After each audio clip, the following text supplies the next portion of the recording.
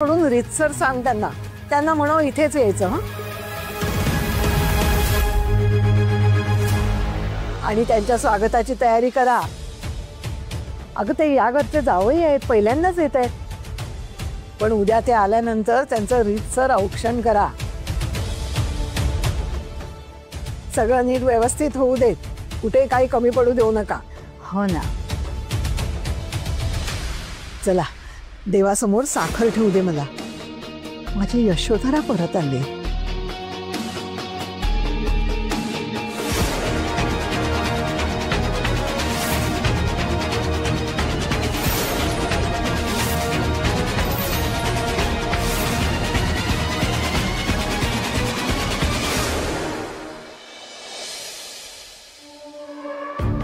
आपल्या सुखाची ना कोणाला पडलेली नाहीये.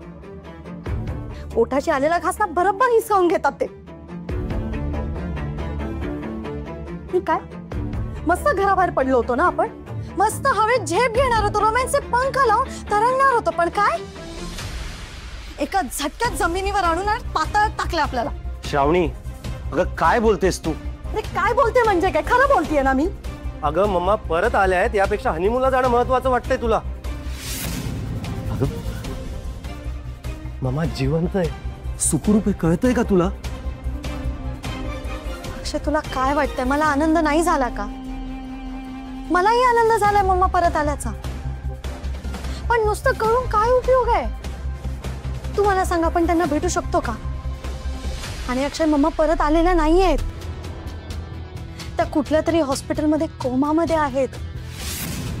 आपण त्यांना भेटू नाही शकत.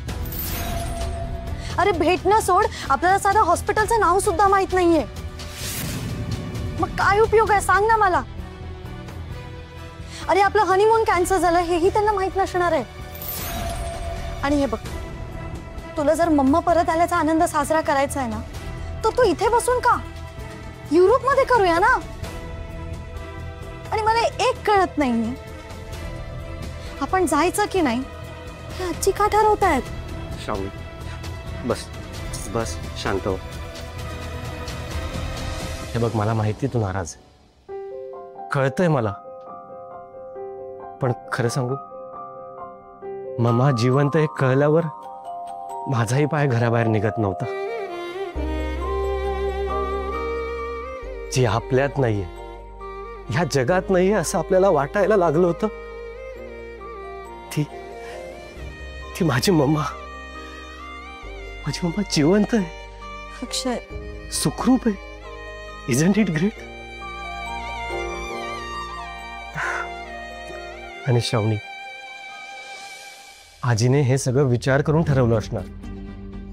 अगं हे बघ, आजी काय म्हणाल्या की मम्मांच्या जीवाला अजूनही धोका आहे, तेव्हा आपलं इथे थांबणं महत्वाचं आहे.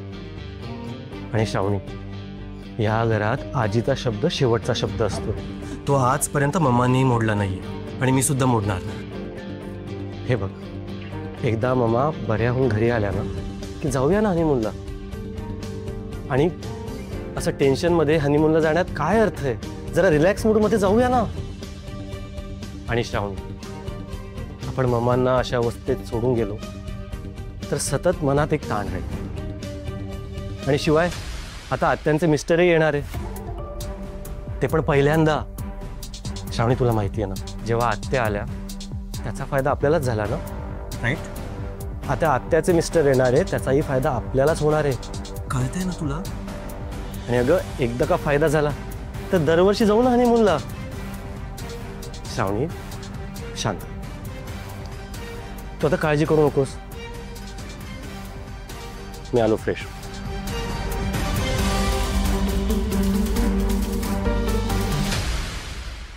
ते जाऊ तेव्हा जाऊच रे आपण, पण आत्ताचा बेत तर पिसकटलाच ना. काही नाही, हे सगळं ती तारा मुद्दाम करते मला माहितीये, पण मीही तिला सोडणार नाही.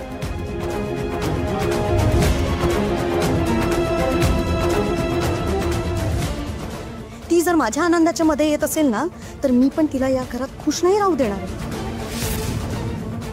तू बघच तारा, तुला जर असं वाटत असेल ना की आज ना उद्या श्रेयस भाऊजी तुला एक्सेप्ट करतील, कारण त्यांचं तुझ्यावर प्रेम आहे, तर तसं मी होऊ देणार नाही.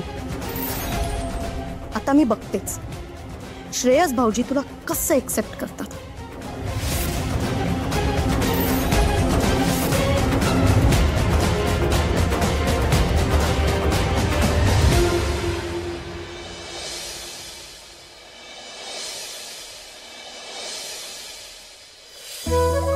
पूजेची फुलं नाही ठेवली, आता पूजा कशी करणार? श्रावणी, ए अमृता, अगं फुलं कोण ठेवणार? काय असं करतात या अर्धवट काम? ए श्रावणी. आजी आणली फुलं, ही घ्या. बरं. बस इथे, बस बस. तुला शिकवते आज पूजा कशी करायची ते. बस.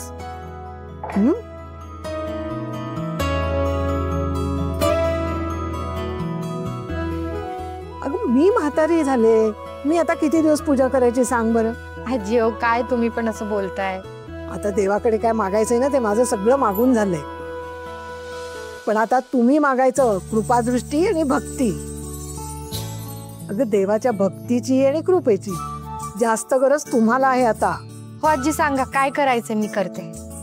आधी हळद वा, मग कुंकू.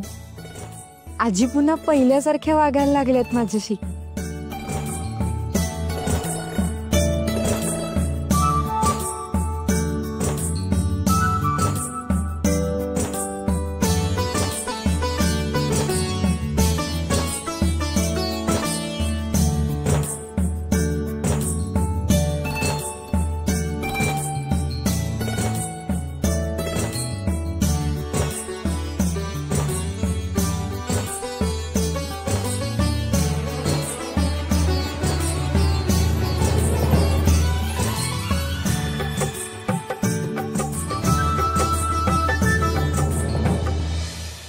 पूजाच झाली, आता घरातल्या सगळ्यांना प्रसाद नेऊन दे.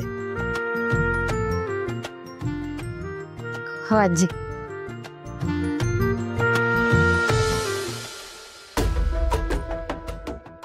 पण आजी,